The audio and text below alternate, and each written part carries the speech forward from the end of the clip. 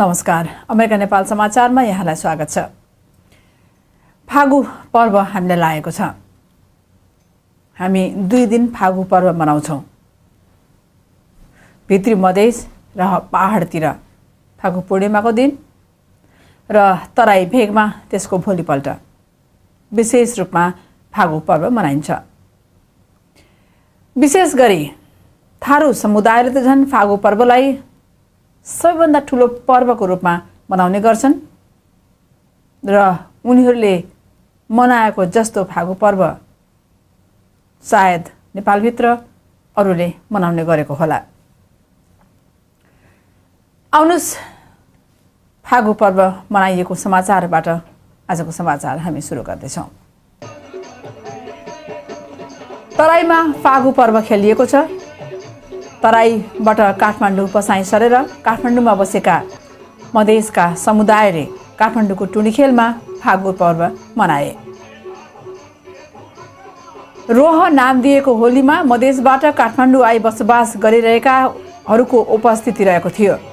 तराई मधेसमा लोप हुन लागेका पर्वहरूलाई पुनर्जीवन दिन र मुलुकमा सांस्कृतिक भाइचारा कायम गर्ने उद्देश्यले होली आयोजना गरिएको आयोजकले जनाएको छ। होलीको अवसरमा युवा तथा तन्नेरीहरूले एक अर्कालाई पानी छ्याप्ने रङ दल्ने गरेर रमाइलो गरेका थिए। राष्ट्रियतालाई मजबुत बनाउन र एक अर्काको संस्कृतिसँग परिचित गराएर सद्भाव कायम राख्न होली महोत्सव आयोजना गरिएको आयोजकको भनाइ छ।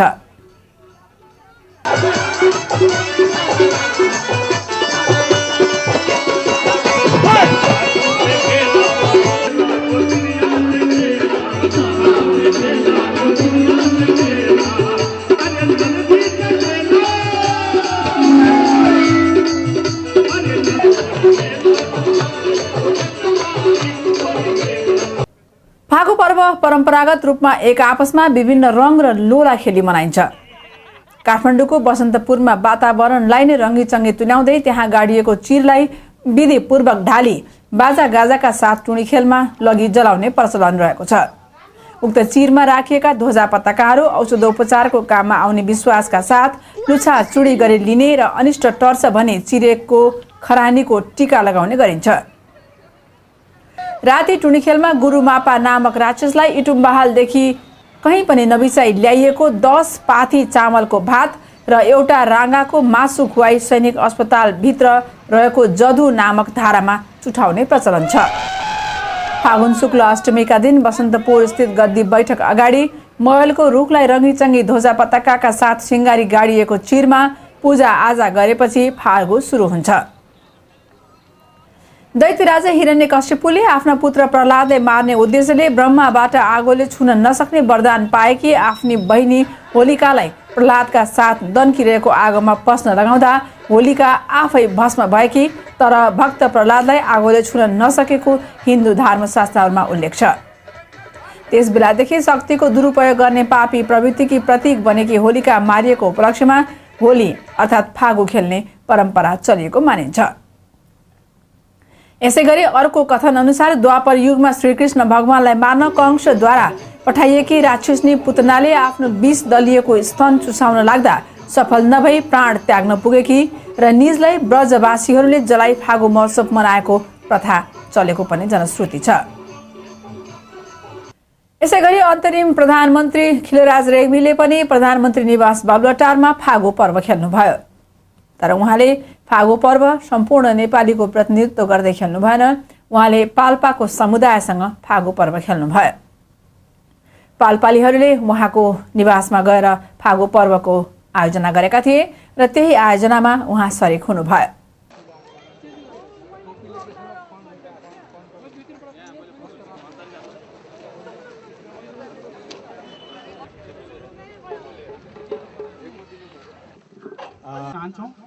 र यो कार्यक्रम सुरुवात गर्नुभन्दा अगाडि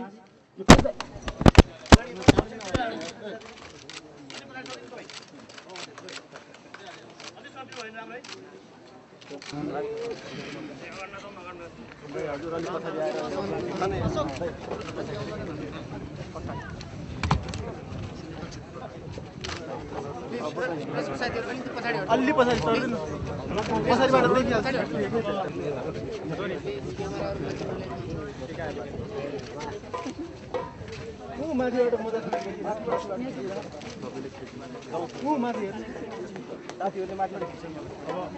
सञ्चारका मित्रहरू अब हामी हाम्रो प्रदर्शनको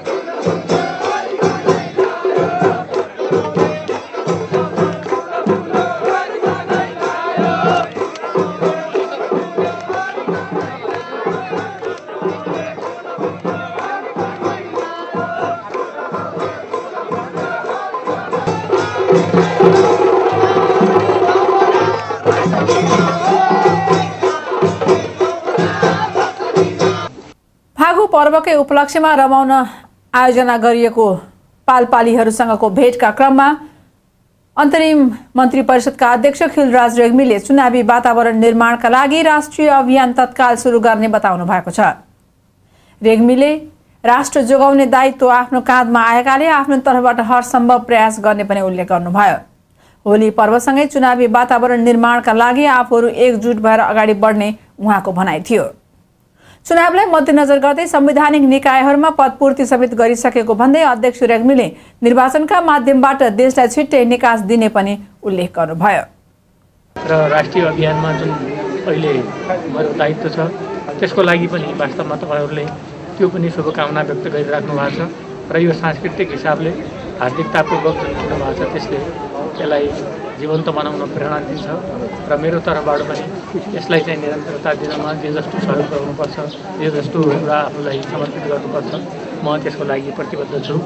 त्यसैको अभियानमा जुटेका छौँ र यो चाहिँ हामीले यो निष्कर्षमा पुर्याउने चिज हो। आज चाहिँ हामीले यो फागु पर्वकै कुरा ज्यादा गरौँ।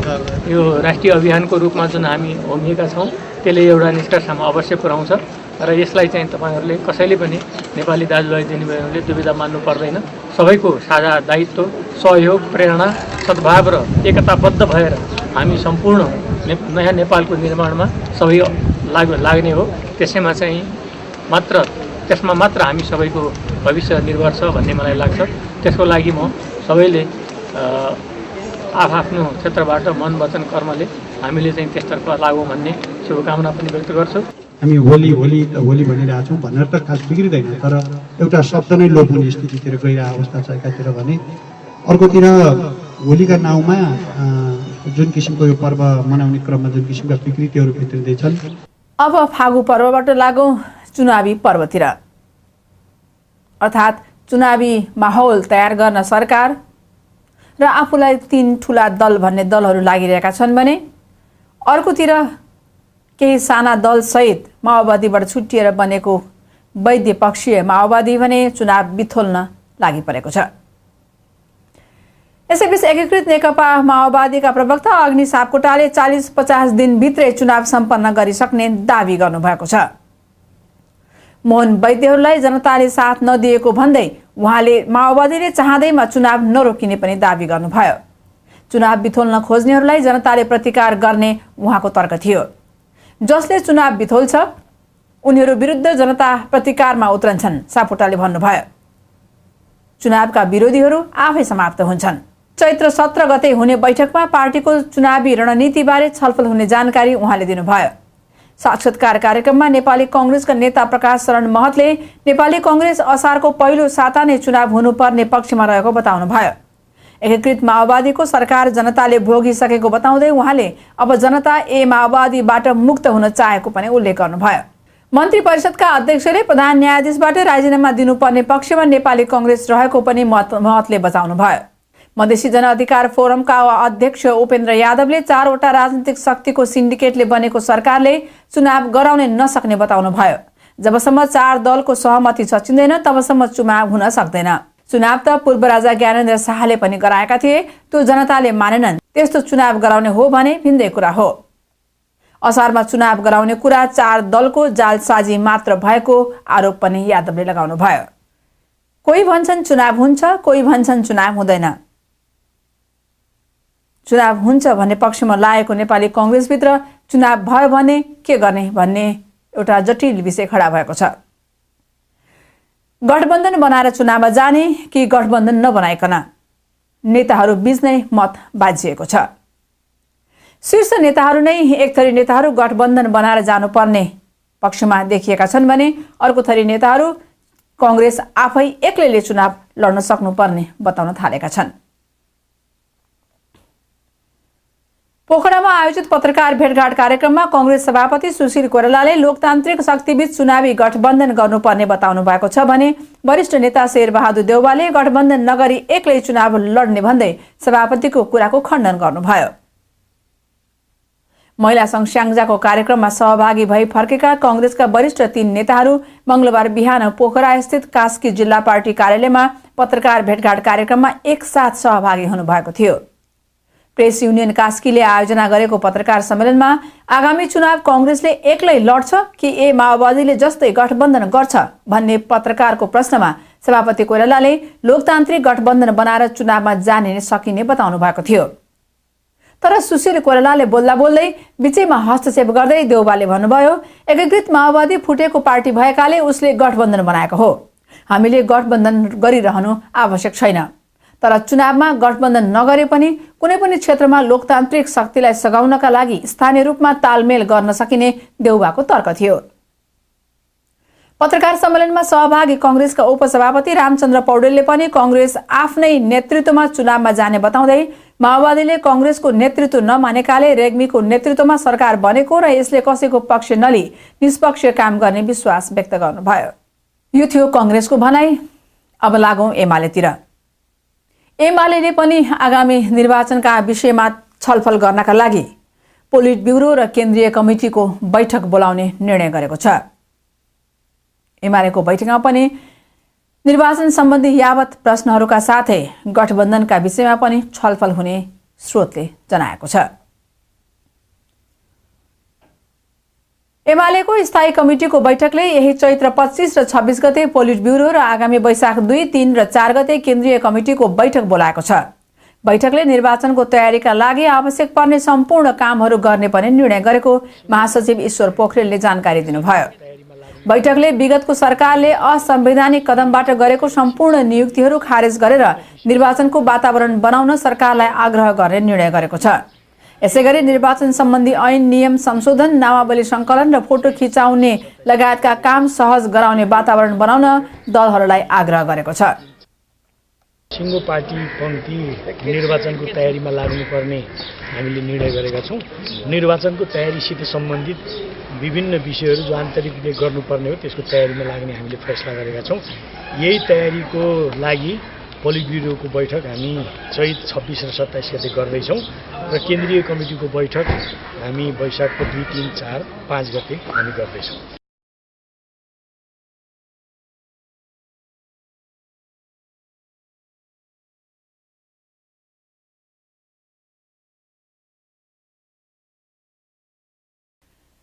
सरकार संविधान सभाको निर्वाचन एकै दिनमा गराउने तयारी गरिरहेको छ र असारको पहिलो हप्ताभित्रै हुन्छ भनेर दाबी पनि गरिरहेको छ र घोषणा गर्ने मिति नजिकै गएको पनि घोषणा गरेको छ।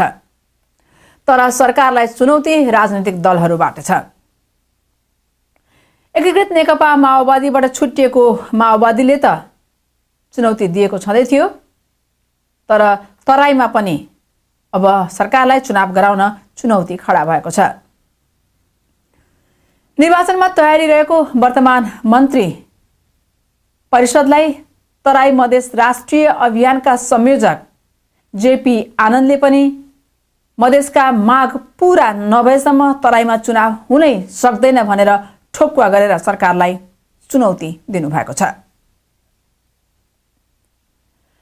भ्रष्टाचारको कसुरमा 13 महिनाको जेल सजाय भोगेर 2 दिन अघि मात्रै गृह जिल्ला सप्तरी पुग्नुभएका गुप्ताले सप्तरीको हनुमान नगरमा होलीको अवसरमा आयोजित एक कार्यक्रममा वर्तमान चुनावी सरकारलाई चेतावनी दिँदै भन्नुभयो, पहिला मधेसको माग पूरा गर्नुस् अनि मात्र चुनावको तयारी गरे हुन्छ।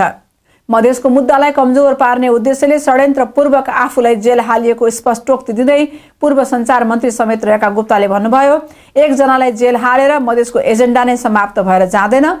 संविधान सभाको नयाँ निर्वाचनको तयारी पनि मधेसका लागि षड्यन्त्रको संज्ञा हो। एक मधेस एक प्रदेश लगायतका मधेसको मागप्रति लाखौं मधेसी जनताको समर्थन अझै पनि रहेको बताउँदै उहाँले भन्नुभयो, विगतमा भएका सहमतिहरू कार्यान्वयन गराउन मधेसी जनता पुनः मधेस आन्दोलनको तयारीमा जुट्दै गएका छन्। मधेसको माग पूरा नगरिकन मधेसमा चुनाव गरेर देखाउन वर्तमान मन्त्री परिषदलाई जयप्रकाश प्रसाद गुप्ता अर्थात् जेपी आनन्दको चुनौती थियो यो। अब देशभरि नै अर्को चुनौती छ माओवादीको तर्फबाट। वैद्य माओवादीले चुनावका लागि मतदाता नामावली संकलन गर्न हिँडेका टोलीहरूलाई ठाउँ ठाउँमा बिथोल्न थालेको छ।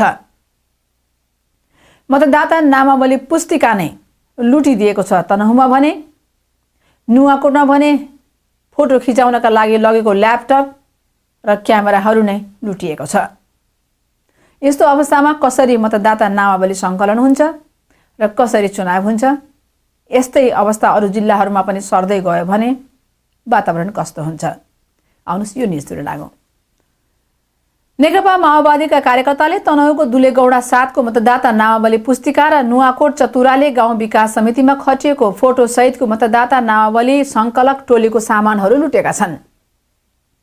मतदाता नामावली संकलन कार्यका लागि चतुराले पुगेका संकलन टोलीसँग भएको ल्यापटप लगायतको सामग्री गए राति लुटिएको चतुरालेबाट सामाजिक परिचालक अरुण राज पाठकले जानकारी दिनुभयो। रातको समयमा 4 जनाको समूहमा नकाब र हातमा लाठी लिएर पुगेका व्यक्तिहरूले आफूहरू नेकपा माओवादीको कार्यकर्ता भन्दै निर्वाचनसँग सम्बन्धित सामग्रीहरू लुटेर लगेका थिए। मतदाता नामावली संकलनको 3 दिने कार्यक्रम अन्तर्गत हिजो पहिलो दिन 8 जनाको नाम संकलन गरी चतुराले गाविसको वडा नम्बर 1 स्थित मंगल दास श्रेष्ठको घरमा सुत्न लागेको समयमा laptop, keyboard charger, web camera, fingerprints र निर्वाचनसँग सम्बन्धित कागजात लुटेर लगेको कम्प्युटर अपरेटर रिना आर्यालले जानकारी दिनुभयो। यसअघि तनहुमा करिब 10-12 जनाको संख्यामा पुगेका नेकपा माओवादी कार्यकर्ताले मतदाता नामावली पुस्तिका लुटेर लगेको दुलेगौडा गाविसका सचिव तथा सहायक नाम दर्ता अधिकारी नारायण प्रसाद वाग्लेले जानकारी दिनुभयो। नेकपा माओवादीले भने मतदाता नामावली संकलनमा अवरोध गर्ने भने पनि सामान्य लुट्ने भने नभएको बताएको छ। नेकपा माओवादी जनवर्गीय संगठन नुवाकोट प्रमुख नारायण नेपालले मतदाता नामावली संकलनका लागि विशेष सहमतिको आवश्यक रहेकाले तत्कालका लागि भने अवरोध नै गर्ने बताउनु भयो। अब त्रिभुवन अन्तर्राष्ट्रिय विमानस्थलको मर्मत सम्भारको कुरा गरौँ। त्रिभुवन अन्तर्राष्ट्रिय विमानस्थल साँघुरो र सानो भइसकेको छ। हुन त बेग्लै अन्तर्राष्ट्रिय विमानस्थलको खाँचो पनि बेला बेलामा औल्याइएको छ। कहिले लुम्बिनी र कहिले पोखरामा अन्तर्राष्ट्रिय विमानस्थल बन्नुपर्ने मागहरू पनि उठिरहेको छ। तर अहिलेलाई भने त्रिभुवन अन्तर्राष्ट्रिय विमानस्थलको स्तर उन्नतिको लागि जापानले सहयोग गर्ने भएको छ। हुन त यसका लागि भारतले सहयोग गर्ने वचन पहिला नै दिएको थियो, तर भारतसँग सहयोग हुन लागेको बेलामा विभिन्न कुराहरू उठे र यसले गर्दा सरकारलाई भारतसँग सम्झौता गर्न दिएन। हुन पनि भारतले नेपालको सुरक्षा मामलामा बढी हस्तक्षेप गर्ने आशय यहाँ देखिएको थियो र त्यसले गर्दा पनि भारतसँग सम्झौता हुन सकेन र अहिले जापानको जाइकाले यो विमानस्थलको स्तर उन्नतिको लागि सहयोग गर्ने भएको छ र करिब 90 करोड 70 लाख रुपियाँ बराबरको सहयोग दिने भएको छ। त्रिभुवन विमानस्थलको स्तर उन्नतिका लागि नेपाल सरकारले जापान सरकारको अन्तर्राष्ट्रिय सहयोग नियोग जाइकासँग सम्झौता गरेको छ। जाइकाले विमानस्थलको स्तर उन्नति गर्न 90 करोड 70 लाख रुपियाँ आर्थिक सहयोग गर्ने सम्झौतामा बुधबार हस्ताक्षर गरेको छ। सम्झौता पत्रमा जाइका नेपालका प्रमुख सुतोमु सिमिजु र अर्थ मन्त्रालयका सहसचिव मधु कुमार मरासिनेले हस्ताक्षर गर्नुभयो। हस्ताक्षर कार्यक्रममा अर्थ सचिव शान्तराज सुवेदी र नेपालका लागि जापानका राजदूत कुनियो ताकाहासीको उपस्थिति थियो। अनुदान रकम विमानस्थलमा रडार तथा सञ्चार प्रणालीको विकास गर्न खर्च गरिने सम्झौता पत्रमा उल्लेख छ।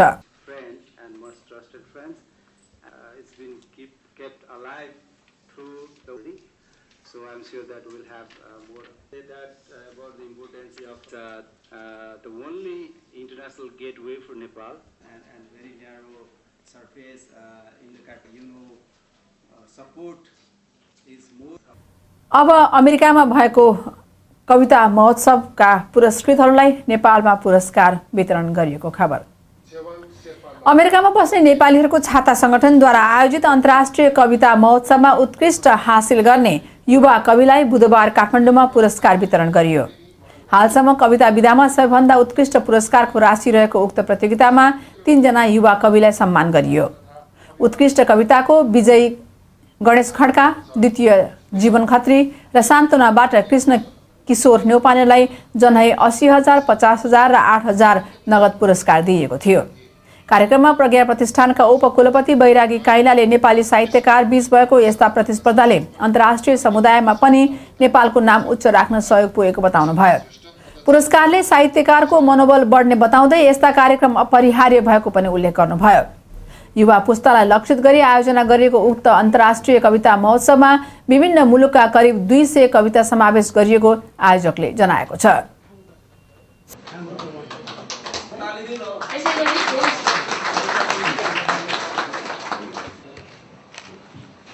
पुरस्कार चाहिँ चेकमा आएको छ है। यो चाहिँ कति 5 को 300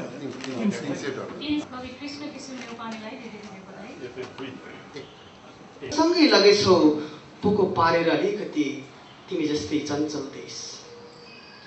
तिमी जाँदा आफू सँगै लगेछौ एक अन्तरा हिउँको गीत, एक अन्जुली झरनाको प्यास, भन्ज्याङको एक थुङ्गा गुराँस र गाउँको एउटा मुस्कान पनि लगेछौ र सँगै लगेछौ पोको पारेर अलिकता तिमी जस्तै चञ्चल देश। गर्न सकिन्छ भन्ने हामीलाई लागेको छ। अब उन्मादमा आकाशको फैलावट र धरतीको विशालता सीमातिक्रमण गरेर मझेरीलाई प्रदेश र आँगनलाई परदेशको खण्डित भाग बन्न लगाउँछन् र इप्सित एकल काटे इमारत प्राप्तार्थ ओठ निचर्दा दूध आउने भुराभुरीलाई रक्षा कवच बनाएर निहित स्वार्थको अडबाङ्गे युजुत्सा कुर्लिरहन्छन्। स्वतन्त्र विद्यार्थी युनियन चुनावको माग गर्दै विद्यार्थीहरू रिले अनसनमा बसेका छन्। नेपाली कांग्रेसको भातृ संगठन नेवी संघका विद्यार्थीहरू रिले अनसनमा बसेका हुन्। चौथो दिन पनि रिले अनसनमा बसेका नेताहरू त्रिभुवन विश्वविद्यालयले माग पूरा नगरे अनसन जारी रहने बताउँछन्। गएको आइतबारदेखि नेवी संघका क्याम्पस इकाइहरूका सभापतिहरू त्रिभुवन विश्वविद्यालयका उपकुलपतिको कार्यालय अगाडि 24 घण्टे रिले अनसनमा बस्दै आएका छन्। अनसनको चौथो दिन बुधबार पशुपति बहुमुखी क्याम्पस इकाइका सभापति गोपी शिवाकोटी, मनोहर रा क्याम्पसका सभापति निरञ्जन थापा, एनआर कलेजका इकाइ सभापति परोपकार अधिकारी, ग्रामीण आदर्श बहुमुखी क्याम्पसका सुशील भट्ट, अमृत साइन्स क्याम्पसका कार्यवाहक इकाइ सभापति श्रीधर भट्ट अनसनमा बसेका छन्। चुनाव गराउने पटक पटक आश्वासन दिए पनि कार्यान्वयन नभएकाले दबाब दिन भन्दै नेवी संघका नेताहरू अनसनमा बसेको बताइएको छ। शासनबाट मिति तोकिएको छैन, त्यसको विरुद्धमा र जबसम्म यो मिति सोभियुको इलेक्सनको मिति उसले घोषणा गर्दैन तबसम्म हाम्रो यो अनसन जारी रहन्छ। नेपाल उद्योग परिसंघले छिटो भन्दा छिटो बजेट ल्याउन सरकारलाई ध्यान आकर्षण गराएको छ। हुन पनि यो भन्दा अगाडि पूर्ण बजेट आउन सकेको थिएन, 2 पल्ट पूरक बजेट आएको थियो। अब चुनावका लागि गठी मन्त्री परिषद छ। यो मन्त्री परिषदले पूर्ण बजेट कसरी ल्याउँछ? तर पनि नेपाल परिसंघले पूर्ण बजेट नआएसम्म देशको अर्थतन्त्र उक्सन नसक्ने भनेर मन्त्री परिषदका अध्यक्षलाई भेटेर पूर्ण बजेटको लागि आह्वान गरेको छ। पूर्ण बजेटको अभावमा विकासमूलक कार्य गर्न तथा सहज ढङ्गले व्यवसाय गर्न अप्ठ्यारो भएको भन्दै छिटो पूर्ण बजेट ल्याउन ध्यानाकर्षण गराइएको बताइएको छ। यस्तै मुलुकमा सुरक्षाका कारण व्यवसाय गर्न कठिन भएको भन्दै सुरक्षाको सहज वातावरण बनाउन पनि आग्रह गरिएको संघका अध्यक्ष नरेन्द्र कुमार बस्नेतले जानकारी दिनुभयो। उहाँले रेग्मीसँगको छलफलमा बजेट, शान्ति, सुरक्षा लगायतका विषयमा छलफल भएको उल्लेख गर्नुभयो।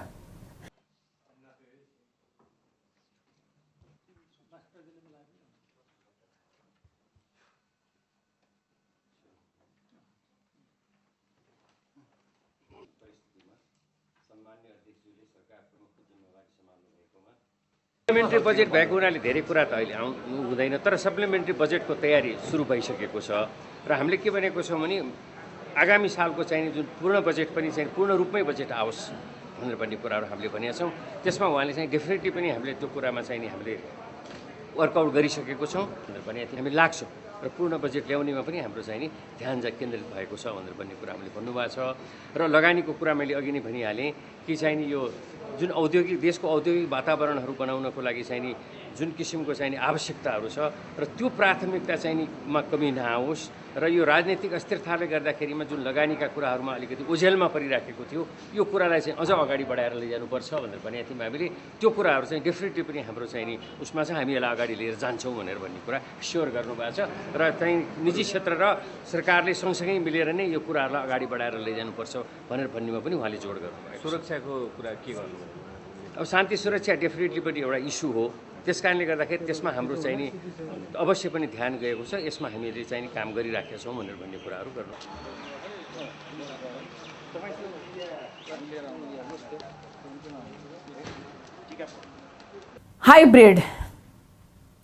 हाइब्रिड भन्ने शब्दको प्रयोग हामीले तरकारी उत्पादन, मासुका लागि प्रयोग हुने जनावरहरूको उत्पादन र कम्प्युटर साइन्समा प्रयोग हुने पाएका थियौँ। अब त्यसबाहेक बच्चा जन्माउने अनुसन्धानमा पनि हाइब्रिड प्रविधि प्रयोग हुन लागेको छ र यो प्रयोगको लागि अनुसन्धान गरिरहेको छ चीनले। यदि यो हाइब्रिड बच्चा जन्माउने अनुसन्धानमा सफलता पाए भने यसले चीनलाई सबैभन्दा अघि विश्वमा हिँडाउनेछ भन्ने आशा गरिएको छ। चीनको सबैभन्दा ठूलो अनुवंशीय शोध संस्थान BGI का वैज्ञानिकहरूले विश्वका सबैभन्दा प्रभावशाली 1000 मानिसको DNA को नमुना जम्मा गरेका छन्। वैज्ञानिकहरूले उनीहरूको वंशाणुगत गुणलाई अलग अलग रूपमा व्यवस्थित गर्दैछन्, जसले मानवीय प्रतिभा निर्धारणमा सहयोग पुर्याउँछ। शोध निकै अघि बढिसकेको भन्दै वैज्ञानिकहरूले यसमा सफल भए आमा बाबुले आफ्ना लागि सबैभन्दा राम्रा बच्चा छान्न सक्छन् र उनको बौद्धिकता 5 देखि 15 गुणा बढी हुन्छ। यसले केही पुस्तामा नै चिनिया बच्चासँग बौद्धिक स्तरको प्रतिस्पर्धा गर्नु विश्वका अन्य देशका लागि ठूलो चुनौती हुन जान्छ। क्रान्तिकारी मनोवैज्ञानिक एवं न्युयोर्क विश्वविद्यालयका लेक्चरर जेफ्री मिलरले पनि आफ्नो DNA को नमुना चिनिया वैज्ञानिकहरूलाई दिएका छन्। अनुवंशीय शोधमा पश्चिमी जगत चीनभन्दा निकै पछि रहेको भन्दै उनले भनेका छन्, हामीसँग पनि त्यही प्रविधि क्षमता छ, तथ्याङ्क विश्लेषण गर्ने क्षमता पनि त्यही छ, तर चीनले ठूल्ठूला तथ्याङ्कहरू सङ्कलन गरेको छ र वैज्ञानिकहरूको निष्कर्ष सरकारी नीतिमा फेरबदल ल्याउन समेत सक्षम हुन्छ। उनका अनुसार BGI-मा वनस्पति र जन्तुको अनुवंशीय शोधका साथै हरेक चीजको काम भइरहेको छ, जुन आर्थिक रूपमा प्रासङ्गिक वा वैज्ञानिक रूपमा निकै रोचक पनि मानिन्छ।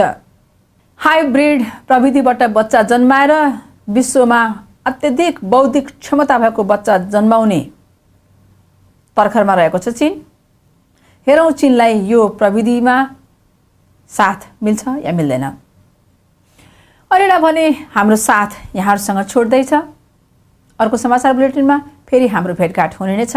अरेला आज्ञा चाहन्छौँ। नमस्कार।